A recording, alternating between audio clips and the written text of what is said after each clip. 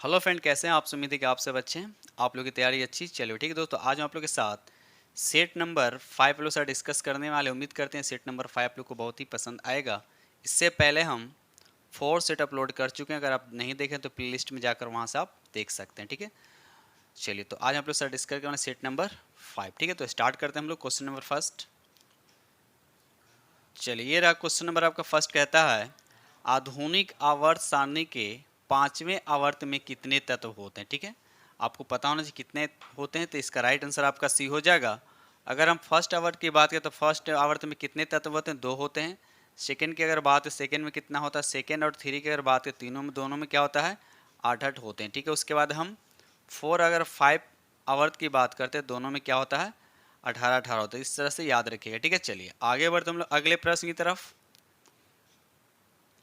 Question number 2 कहता है पानी से भरे किसी बर्तन में पड़ा हुआ सिक्का किस कारण से थोड़ा उठा हुआ प्रतीत होता है? तो इसका राइट आंसर आपका बी हो जाएगा, यानी प्रकाश के अपवर्तन, या जिसको बोलते हैं रिफ्रैक्शन ऑफ लाइट बोला जाता है। ठीक, इसी की वजह से क्या होता है? पानी में जो सिक्का होता है थोड़ा सा ऊपर उठा हुआ दिखाई देता है, याद रखिएगा। चलिए ये रहा अगला प्रश्न, सॉल्व कीजिए इसको। क्वेश्चन नंबर 3 कहता है किसी अपारदर्शी वस्तु का रंग उस रंग के कारण होता है जिससे वह, इसका राइट आंसर आपको बताना है। तो याद है, यानी परावर्तन के कारण होता है। तो यहाँ पर राइट आंसर आपका क्या हो जाएगा? सी हो जाएगा। ठीक है दोस्त, चलिए चैनल को लाइक करते चलिएगा। जो फ्रेंड चैनल पर पहली बार विजिट कर रहे हैं तो चैनल को सब्सक्राइब कर लीजिए और साथ में बेल आइकन को प्रेस करना नहीं भूलिएगा। क्वेश्चन नंबर यहाँ पर 4 कहता है हरी पत्तियों का पौधा लाल रोशनी में रखने पर कैसा दिखाई देगा? देखिए, जब इस तरह क्वेश्चन आएगा तो जनरली ज़्यादातर काला ही होगा। तो यहाँ पर राइट आंसर क्या हो जाएगा आपका? ब्लैक हो जाएगा। याद रखिएगा, ब्लैक इसका राइट आंसर हो जाएगा। ठीक है, चलिए ये रहा अगला प्रश्न, क्वेश्चन नंबर यहाँ पर 5 कहता है निम्नलिखित में से किसे रचनात्मक यानी रक्षात्मक पदार्थ कहा जाता है? तो बताना। 5 का राइट आंसर क्या हो जाएगा? तो यहाँ पर आपका विटामिन हो जाएगा, यानी ए आपका राइट आंसर हो जाएगा, याद रखिएगा। चलिए ये रहा अगला प्रश्न, बताइए इसका राइट आंसर क्या होगा। क्वेश्चन नंबर 6 कहता है कि एसिड रेन जो होता है इसका पीएच मान कितना होता है? ये आपसे पूछा जाए, पीएच वैल्यू जो है कितना होता है एसिड रेन का, ये आपको बताना है। तो याद रहे एसिड रेन किसको कहते हैं? जिसका पीएच मान होता है 5.6 से कम होना चाहिए। 5.6 से जो कम होता है उसी को हम बोलते हैं क्या? Acid rain. तो यहाँ पर राइट आंसर आपका क्या हो जाएगा? सी हो जाए, याद रखिएगा। चलिए बढ़ते हम लोग अगले प्रश्न की तरफ। चलिए क्वेश्चन नंबर यहाँ पर आप देखिए, क्वेश्चन नंबर 7 कहता है रक्त स्कंदन में कौन सा विटामिन क्रियाशील होता है? यानी किसका यूज किया जाता है? यहाँ पे कौन काम करता है? तो यहाँ पर राइट आंसर आपका डी हो जाएगा, यानी विटामिन के। याद रखिए विटामिन के इसका राइट आंसर हो जाएगा। और सब विटामिन का रासायनिक नाम भी याद रखिए। इस तरह से हम वीडियो बना चुके हैं, अगर नहीं देखें तो प्ले लिस्ट में जाकर देख सकते हैं। ये रहा अगला प्रश्न, क्वेश्चन नंबर यहाँ पे 8 कहता है एग्रोस्ट्रोलॉजी। एग्रोस्ट्रोलॉजी जो है इसमें किसका स्टडी किया था, किसका अध्ययन किया जाता है, ये आपको बताना है। तो इसमें आपको पता है इसमें ग्रास का स्टडी किया था, यानी ग्रास यानी घास का क्या होता है इसमें स्टडी किया था। तो राइट आंसर आपका क्या हो जाएगा? यहाँ पर सी हो जाएगा। चलिए रहा अगला प्रश्न, क्वेश्चन नंबर यहाँ पे 9। क्वेश्चन नंबर 9 कहता है फीडोलॉजी, यानी पीडोलॉजी जो है इसमें बताना है किसमें किसका स्टडी होता है। तो इसमें मृदा से संबंधित होता है, यानी मृदा से संबंधित होता है, इसमें स्टडी किया जाता है। तो यहाँ पर राइट आंसर आपका बी यानी भूमि इसका राइट आंसर हो जाएगा, याद रखिएगा।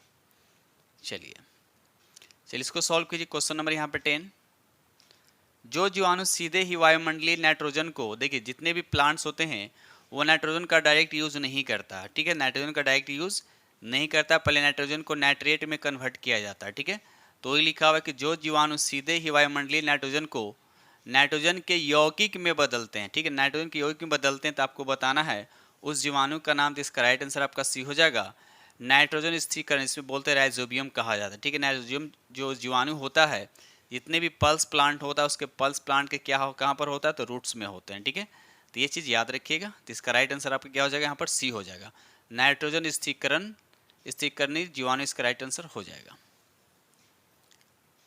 चलिए रहा अगला प्रश्न, क्वेश्चन नंबर यहाँ पे 11 कहता है मानव के आंत में जो इंटेस्टाइन होता है उसमें पाए जाने वाले आपको बैक्टीरिया यानी जीवाणु बताना कौन सा पाया जाता है। तो यहाँ पर राइट आंसर आपका बी हो जाएगा, एसरीसिया कोलाई जो है ये मानव के आत्मा यानी इंटेस्टाइन में क्या होता है? ये पाया जाता है, याद रखिएगा। चलिए आगे बढ़ते हैं हम लोग।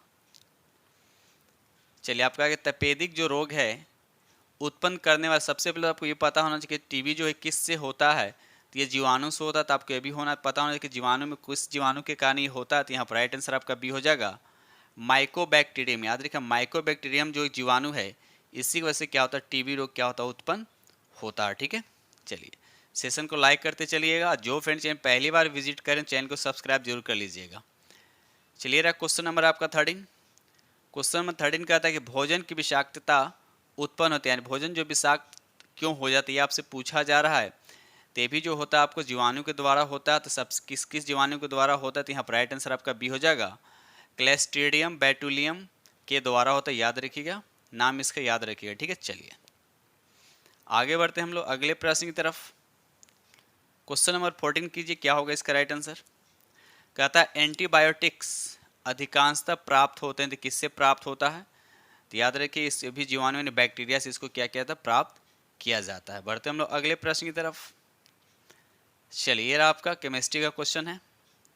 कहता है कि निम्नलिखित में से स्ट्रॉन्ग एसिड नहीं, आपसे पूछा जाए कि इसमें कौन स्ट्रॉन्ग एसिड नहीं है, ये आपको बताना है।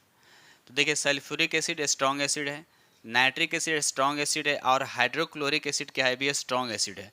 तो बचा कौन यहाँ पर आपका सी जो बचा, जिसको बोलते हैं एसिटिक एसिड। जो विनेगर होता है उसमें एसिटिक एसिड क्या होता है, पाया जाता है। और हम लोग जो एसिड के रूप में जो यूज़ करते हैं, जो खाते पीते हैं, वह वीक एसिड ही होता है। ठीक है, एक चीज़ याद रखिएगा कि हमारे बॉडी के अंदर HCl होता है। आपको पता है HCl क्या होता है, स्ट्रॉन्ग एसिड होता है। ये हमारे स्टमक में पाया जाता है। ठीक है, याद रखिए सिर्फ HCl, ठीक है ना। लेकिन जो भी हम लोग खाते हैं एसिड के फॉर्म में, वो हम लोग वीक एसिड का प्रयोग करते हैं। ठीक है, चलिए तो यहाँ पर राइट आंसर आपका सी हो जाएगा। ये रहा अगला प्रश्न, क्वेश्चन नंबर यहाँ पर 16 कहता है दूध की दही के रूप में जमने का कारण क्या, किससे जमता है। तो इसका एक नाम याद है, इस जीवाणु का नाम याद रखिए, किस जीवाणु की वजह से होता है। तो यहाँ पर लैक्टोबैसिलस इसका राइट आंसर हो जाएगा। ठीक है, इसी की वजह से क्या होता है, दूध से क्या होता है, दही बनता है। और लैक्टोबैसिलस क्या है, एक जीवाणु यानी बैक्टीरिया, याद रखिएगा।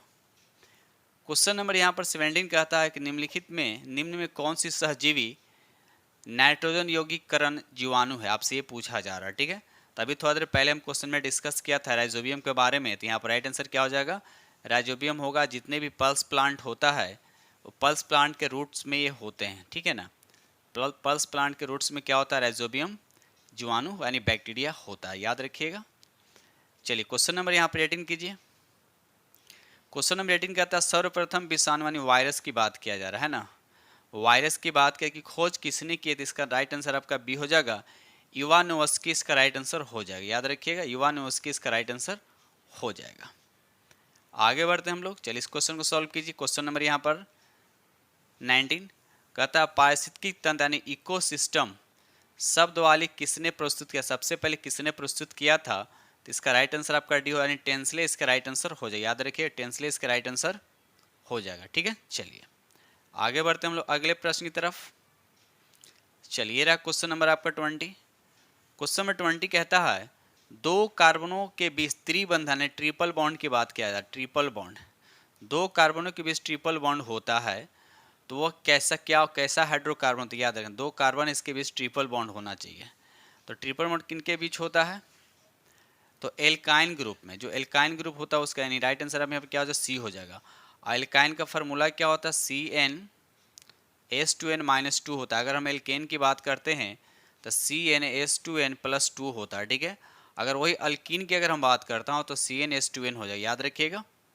ठीक है, तो यहाँ पर क्वेश्चन के अकॉर्डिंग यहाँ पर राइट आंसर आपका क्या हो जाएगा, यहाँ पर सी हो जाएगा। ठीक है, चलिए आगे बढ़ते हैं हम लोग। क्वेश्चन में यहाँ पे 21 कहता है पारिस्थितिकी तंत्र के दो घटक कौन कौन से, ये आपसे पूछा जा रहा है। तो यहाँ पर राइट आंसर आपका बी हो जाए, जैविक और अजैविक इसका राइट आंसर हो जाएगा। ठीक है, चलिए ये रहा अगला प्रश्न, क्वेश्चन नंबर यहाँ पर 22 सॉल्व कीजिए, क्या होगा इसका राइट आंसर। क्वेश्चन कहता है निम्न में से कौन परितंत्र का अजैवीय घटक, ये आपसे पूछा जाए। तो यहाँ पर राइट आंसर क्या हो जाएगा आपका, वाटर होगा यानी जल इसका राइट आंसर हो जाएगा। याद रखिएगा इसका राइट आंसर आपका क्या हो जाएगा, वाटर यानी जल हो जाएगा। क्वेश्चन नंबर यहाँ पे 23 कहता है कि विद्युत केतली में पानी गर्म होता है, विद्युत केतली में जो पानी गर्म होता है वो किसकी वजह से होता है, चार ऑप्शन दे रखा है। तो यहाँ पर राइट आंसर आपका क्या हो जाएगा, बी यानी संवहन के कारण होता है, यानी कन्वेक्शन के कारण होता है। याद रखिएगा कन्वेक्शन के कारण क्या होता है, केतली में जो पानी गर्म करते हैं वह कन्वेक्शन यानी सम्मोहन के कारण गर्म होता है। तो इसका राइट आंसर क्या हो जाएगा? आपका बी हो जाएगा। अब चालन कहाँ पर होता है? जैसे हम रड को किसी एक पॉइंट को अगर हम गर्म करता हूँ तो उसका दूसरा सिरा भी क्या होता है? गर्म होता है। तो ये ठोस में, तो ठोस को अगर हम किसी गर्म करते तो यहाँ पर चालन प्रोसेस होता है, नहीं कंडक्शन यूज किया जाता है, याद रखिएगा। चलिए आगे बढ़ते हम लोग। चलिए रहा अगला प्रश्न, क्वेश्चन नंबर यहाँ पे 24 कहता है कि बोलोमीटर मापन की एक युक्ति, इससे क्या मेजरमेंट किया जाता है? तो यहाँ पर राइट आंसर आपका बी हो, यानी पौधों में वृद्धि। पौधों वृद्धि कर रहा है, ग्रोथ कर रहा है कि नहीं, उसको कैसे मेजर करते हैं? तो बोलोमीटर के द्वारा हम इसको मेजर करते हैं। तो इसका राइट आंसर आपका क्या हो जाएगा? यहाँ पर बी हो जाएगा। चलिए रहा अगला प्रश्न, क्वेश्चन नंबर यहाँ पे 25 कहता है कड़े कड़े जोरे झील की सतह हिमशिथित हो जाती है किंतु उसके तल में जल द्रव अवस्था में बना रहता है। यानी बर्फ, क्या कह रहे हैं यहाँ पर? समुद्र के ऊपर समझिए कि झील का ऊपर क्या होता है? बर्फ बन गया लेकिन नीचे का पानी जो होता है मतलब वो लिक्विड स्टेट में होता है, बना रहता है। यह किस कारण से होता है? तो यहाँ पर राइट आंसर आपका सी हो जाएगा। जल की घनता यानी 4 डिग्री सेंटीग्रेड अधिकतम होती है। इसका राइट आंसर आपका क्या हो जाएगा? यहाँ पर सी। आपको पता होना चाहिए कि वाटर का जो डेंसिटी, मैक्सिमम डेंसिटी कितने डिग्री पर होता है? तो 4 डिग्री सेंटीग्रेड पर होता है, ये भी याद रखिएगा। तो इस क्वेश्चन के अकॉर्डिंग यहाँ पर राइट आंसर आपका क्या हो जाएगा? यहाँ पर सी हो जाएगा। चलिए रहा अगला प्रश्न, क्वेश्चन नंबर यहाँ पे 26 कहता है जब किसी वस्तु को पृथ्वी से चंद्रमा पर ले जाया जाता है तो क्या होता है? देखिए, जब हम पृथ्वी से चंद्रमा पर किसी वस्तु को लेकर जाते हैं तो आपको पता होना चाहिए कि वहाँ की ग्रेविटी क्या है? चंद्रमा अर्थ की ग्रेविटी से क्या है? 1/6 भाग है, यानी 1/6 भाग है। यानी मेरा कहने का मतलब ये हुआ कि अगर आपका पृथ्वी पर वेट अगर 60 न्यूटन है तो चंद्रमा पर वेट कितना होगा? इसे 6 से डिवाइड कर दिया यानी 10 न्यूटन होगा।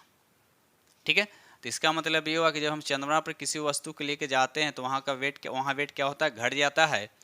तो इसके अकॉर्डिंग यहाँ पर राइट आंसर आपका क्या हो जाएगा? यहाँ पर बी हो जाएगा। मानी भार क्या होता है? यानी वेट क्या होता है? घट जाता है। तो राइट आंसर आपका क्या हो जाएगा? बी हो जाएगा। ठीक है, कमेंट सेक्शन में बताइएगा कि जी का मान जो है, जी यानी ग्रेविटी जो जी का मान 0 कहाँ पर होता है? यानी अर्थ पे, अर्थ के कहाँ पर जी का मान क्या होता है? 0 तक। कमेंट्स में इसका आंसर जरूर बताइएगा। चलिए आगे बढ़ते हैं हम लोग। क्वेश्चन नंबर 27 कहता है एक भूस्थिर उपग्रह अपनी कक्षा में निरंतर गति करता है, यह अपकेंद्रण बल के प्रभाव से होता है जो प्राप्त होता है। तो यहाँ पर 27 का राइट आंसर आपको बताना है। तो यहाँ पर राइट आंसर आपका बी हो जाएगा। पृथ्वी द्वारा उपग्रह पर लगाने वाले गुरुत्वाकर्षण के कारण इसका राइट आंसर क्या हो जाएगा? आपका बी हो जाएगा। ठीक है, चलिए आगे बढ़ते हम लोग। ये रहा क्वेश्चन नंबर आपका 28। बताइए इसका राइट आंसर क्या होगा? सेल्सियस में माप का कौन सा तापक्रम 300 केल्विन के बराबर? देखिए, इसको केल्विन में दे रखा है, सेल्सियस में करने के लिए 300 में से 273 को क्या करेंगे? हम माइनस कर देंगे। 273 को माइनस करेंगे तो कितना आ जाएगा? 27 डिग्री आ जाएगा, 27 डिग्री सेल्सियस। तो यहाँ पर राइट आंसर आपका बी हो जाएगा। ठीक है, चलिए आगे बढ़ते हम लोग। चलिए रहा क्वेश्चन नंबर आपका 29 कहता है, 29 कहता है बताइए इसका राइट आंसर क्या होगा? कहता ब्लैक बॉडी किसकी विकिरण को अवशोषित कर सकती, किसकी विकिरण को अवशोषित कर सकती है?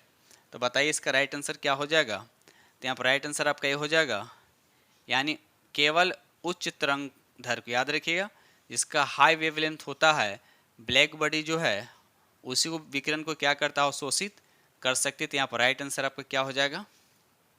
ए हो जाएगा। ठीक है, चलिए आगे बढ़ते हम लोग अगले प्रश्न की तरफ। ये रहा अगला प्रश्न, क्वेश्चन नंबर यहाँ पे 30 कहता है कि ऊर्ध्वपातज जिसको बोलते हैं सब्लिमेट कहा जाता है। आप सब्लिमेट क्या होता है? देखिए यहाँ पर कपूर, नेपथलीन, अमोनियम क्लोराइड, तीनों का तीनों क्या सब्लिमेट है। सब्लिमेट क्या होता है?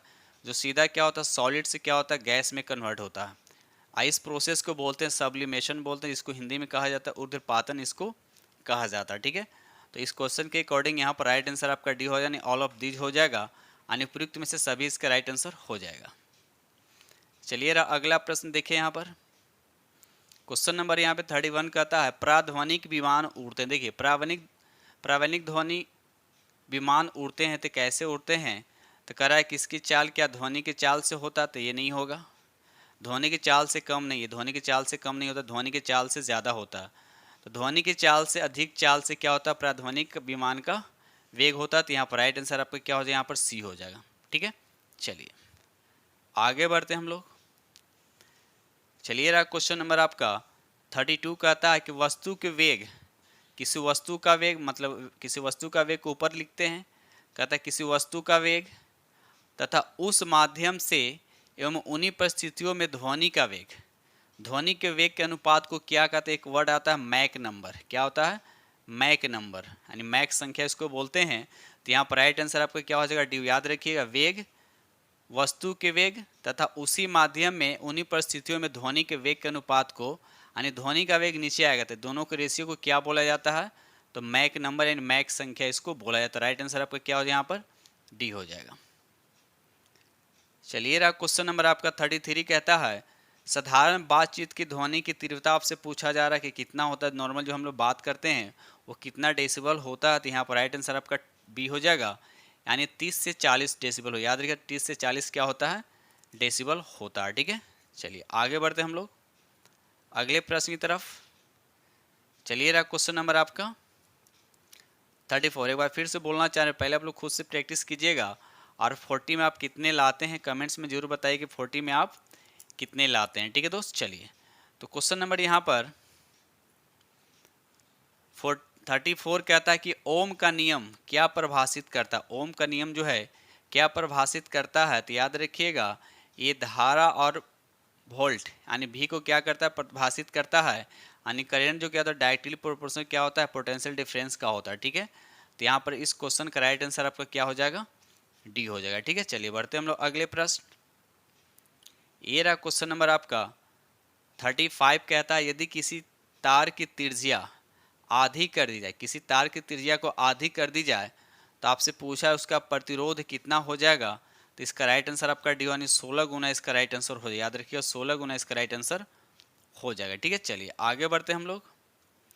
ये रहा अगला प्रश्न क्वेश्चन नंबर यहाँ पे 36। किसी चालक के सिरों के बीच विभवांतर उसमें बहने वाली धारा के समानुपाती होता है। देख विभवांतर लिखा हुआ है ना, धारा के क्या होता है, समानुपाती होता है। तो ये नियम किसने दिया, यानी किसका ये नियम है, तो इसका राइट आंसर आपका डी हो जाएगा। ये ओम का नियम है, याद रखिएगा ओम का नियम है। ठीक है, चलिए आगे बढ़ते हम लोग।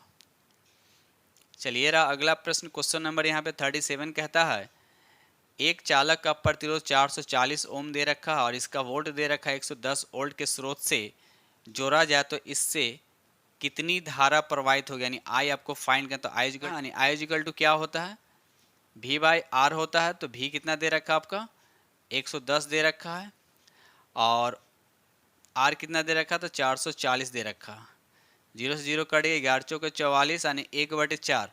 तो 1/4 का मतलब क्या था 0.25 होता है। तो यहाँ पर राइट आंसर आपका क्या हो जाएगा, बी हो जाएगा। ठीक है, चलिए आगे बढ़ते हम लोग अगले प्रश्न की तरफ। क्वेश्चन नंबर यहाँ पे 38 कहता है, क्वेश्चन नंबर यहाँ पे 38 कहता है सूर्य की ऊर्जा उत्पन्न होती है। सूर्य की ऊर्जा जो है उत्पन्न होती है, यानी सूर्य में बताने की कौन सी अभिक्रिया होता है ये आपसे पूछा जाता है। याद रखिएगा सन में क्या होता है, नाभिकीय संलयन अभिक्रिया होता है। याद रखिए नाभिकीय संलयन अभिक्रिया होता है। और सूर्य में क्या होता है, हाइड्रोजन क्या होता है, बर्न होता है। और बर्न होने के बाद ये हीलियम में क्या होता है, कन्वर्ट होता है। तो इसका राइट आंसर आपका क्या हो जाएगा, बी हो जाएगा। ठीक है, चलिए ये रहा अगला प्रश्न क्वेश्चन नंबर यहाँ पे 39 कहता है द्रव्यमान ऊर्जा संबंध किसका निष्कर्ष है। आपको बताना है किसका निष्कर्ष है। तो इसका राइट आंसर आपका बी हो जाएगा, सापेक्षता का सामान्य सिद्धांत इसका राइट आंसर हो जाएगा। ठीक है, चलिए आगे बढ़ते हम लोग। ये रहा अगला प्रश्न क्वेश्चन नंबर यहाँ पर 40। क्वेश्चन नंबर 40 कहता है परमाणु बम के विस्फोट में भारी मात्रा में ऊर्जा किसके कारण निकलती है, किसके कारण निकलती है। तो यहाँ पर राइट आंसर आपका ए हो जाएगा, यानी द्रव्य का ऊर्जा में परिवर्तित होना। तो यहाँ पर राइट आंसर आपका ए हो जाएगा। ठीक है दोस्त, तो इस तरह से हमने आप लोग के साथ 40 MCQ जो साइंस का मोस्ट इंपोर्टेंट क्वेश्चन था आप लोग के साथ डिस्कस किया हूँ। और कमेंट्स में जरूर बताइए कि 40 में आपने कितने स्कोर किए हैं। ठीक है दोस्त, तो इसी के साथ में वीडियो करते हैं समाप्त और मिलते हैं आप लोग से नेक्स्ट वीडियो में। और जो फ्रेंड चैनल पर पहली बार विजिट कर रहे हैं तो इस चैनल को सब्सक्राइब कर लीजिएगा और साथ में बेल आइकन को प्रेस करना नहीं भूलिए। ठीक है, तो इसी के साथ में वीडियो करते हैं समाप्त और मिलते हैं अगले वीडियो में। तब तक के लिए थैंक यू वेरी मच।